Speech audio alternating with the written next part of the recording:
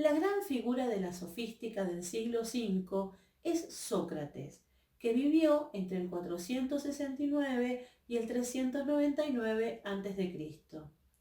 Lo poco que sabemos de Sócrates se lo debemos a dos de sus discípulos, Jenofonte y Platón, ya que Sócrates no dejó ningún escrito de su pensamiento. Durante toda su vida se desligó de los sofistas que tenían mala fama, sobre todo por cobrar grandes sumas de dinero.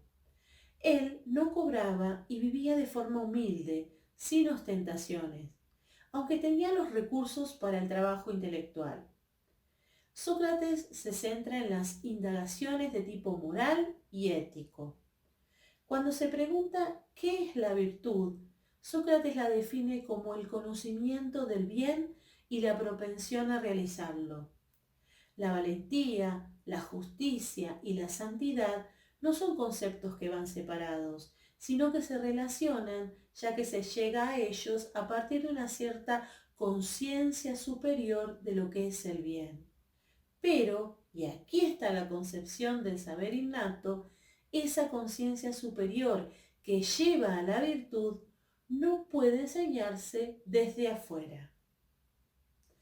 Esa conciencia superior es llevada por los hombres embrionariamente dentro de sí y emerge cuando se la incita a través de una oportuna acción educativa, que consiste en un método dialógico que Sócrates denominaba la mayéutica, y que puede ser traducido como el arte de la partería intelectual. La mayéutica consistía entonces en dar a luz, mediante hábiles interrogatorios, unos conceptos y una comprensión que ya estaba presente en el espíritu del otro. La mayéutica tiene dos momentos. Un primer momento de ironía, en el cual Sócrates reconocía su ignorancia sobre el tema para obligar a su interlocutor a plantear profundamente el tema, situación que terminaba por hacerlo confesar también su propia ignorancia. A partir de allí comienza el segundo momento, el de la mayéutica, en el cual el maestro, Sócrates, ayuda a sus interlocutores a iluminar y expresar verdades, que él no las ha puesto ni formado, sino que han madurado en el interior del alumno y solo hay que iluminarlas y hacerlas explícitas. Con este paso se asiste a la acción de descubrir la verdad o heurística. En este sentido, el ideal educativo de Sócrates consistía en alcanzar la realización de una vida moral a través del verdadero conocimiento, de lo bueno y lo bello, definido el conocimiento como ese saber innato que es recordado. De allí la reminiscencia que se logra a través del método o intervención educativa que es la mayéutica. Veamos ahora a Platón, quien vivió entre el 427 y el 347 a.C. Fue discípulo y amigo de Sócrates y recupera todos sus pensamientos, ya que Sócrates nunca escribió. Platón analiza los conceptos morales y políticos. Para él, el entendimiento es esencial para la vida política. Plantea la naturaleza de lo eterno como universal. Elabora la teoría de las formas, teoría según la cual los objetos concretos son manifestaciones imperfectas de unas formas universales. Estas formas eran concebidas en términos de género y especie y eran constitutivas de la totalidad del universo. La influencia de Sócrates la encontramos en el método de la observación de aquello que es común a una serie de objetos nos permite generalizar y redefinir. Platón amplió el radio de análisis del individuo a la polis y pretendió sustituir el debate político por la dialéctica filosófica. Platón plasmó sus tratados filosóficos en forma de diálogos, consecuencia de su concepción de la naturaleza de la investigación filosófica. Expresa también una de las características del periodo, Si bien un número importante de la población podía y sabía leer y escribir, la cultura urbana todavía era oral. Había discusiones públicas y privadas y todas ellas eran habladas. En torno al 389 a.C., funda la Academia, donde se impartía una educación intelectual rigurosa para la formación del gobernante.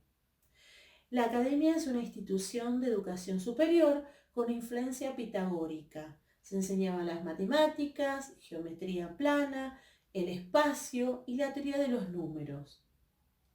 Bajo la influencia de los pitagóricos, para Platón, los contenidos que acercan a la verdad son los contenidos matemáticos, porque poseen las cualidades eternas. En tanto, las ciencias físicas y naturales solo estudian el proceso del devenir. A partir del 370 a.C., Platón comienza a preocuparse sistemáticamente por la justicia y la verdad, así como por la naturaleza del orden político necesario para la consecución de ambos ideales. El bien absoluto es superior a la voluntad popular. Por ello, la justicia se encuentra fuera de toda manipulación humana y la justicia debía ser administrada por hombres ilustrados. Siguiendo las perspectivas de la organización social griega, Platón considera que es la aristocracia la que provee el gobierno de los mejores, el gobierno de los filósofos, que son los únicos capaces de alcanzar el conocimiento verdadero. De allí que la ciudad ideal es pensada desde esta perspectiva y plasmada en su obra La República. En la República, a través de los diálogos, Platón condensa una teoría política y del conocimiento. Aunque el hombre en cuanto a forma es irreductiblemente único e individual, como todas las demás formas, ningún hombre es autosuficiente. De ahí que solo puede alcanzar sus objetivos mediante una acción conjunta a través de la estructura y de la actuación del Estado político. Para Platón, el hombre solo llegará al conocimiento en el caso de que el Estado esté ordenado del modo que ello sea posible. De allí que el Estado deba tener la mejor de las constituciones posibles. En este sentido, Platón plantea que todas las sociedades son imperfectas, aunque existen distintos grados de imperfección, estableciendo su propio orden de preferencia. Para Platón, el mejor sistema es la monarquía o la aristocracia, que es el gobierno de los más calificados.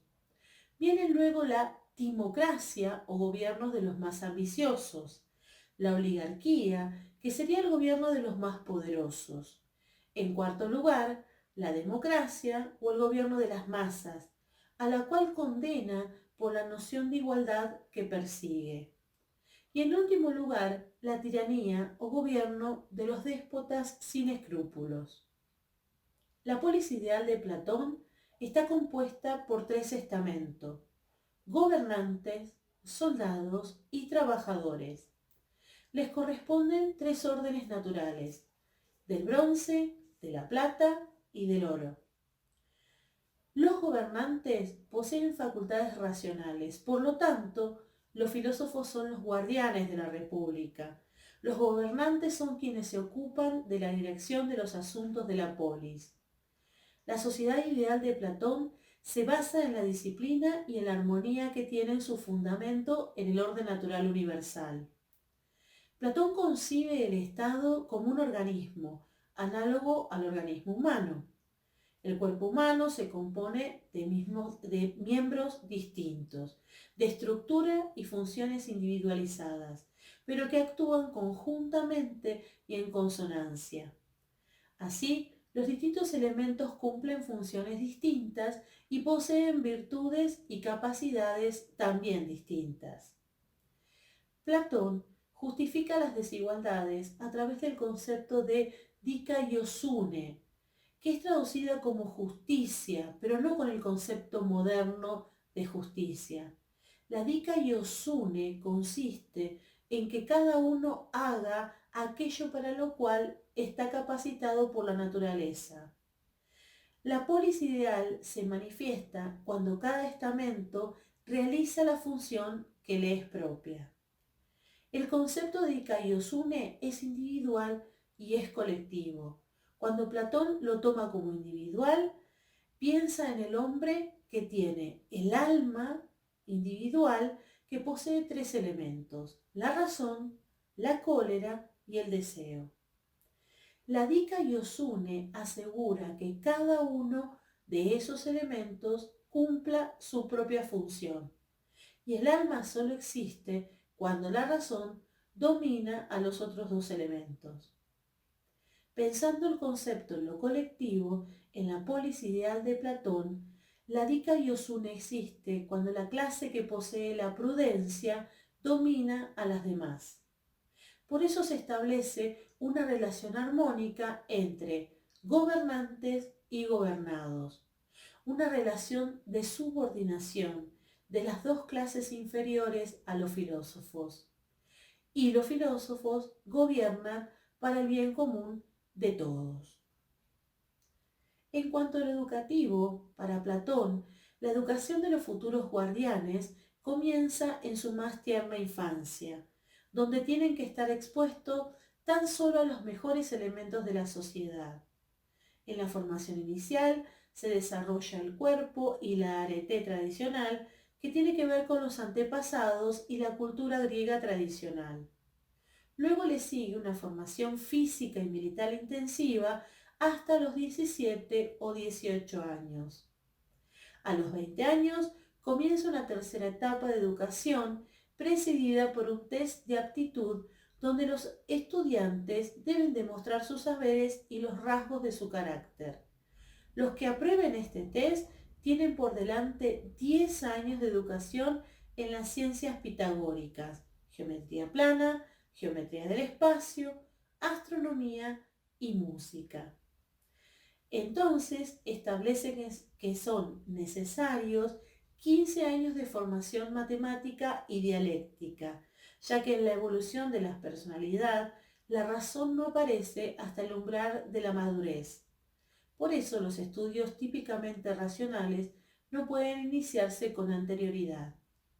Los 5 últimos años de preparación formal, de los 30 a los 35 años, se dedicaban al ejercicio del pensamiento puro, en el que el espíritu busca la verdad con independencia de todo objeto sensible.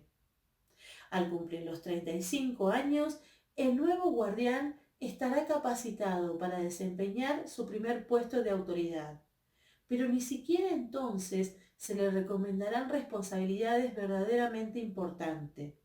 Durante los 15 años siguientes, hasta cumplir los 50, ocupará en todo caso puestos de mando en el ejército u otros cargos administrativos propios de los jóvenes.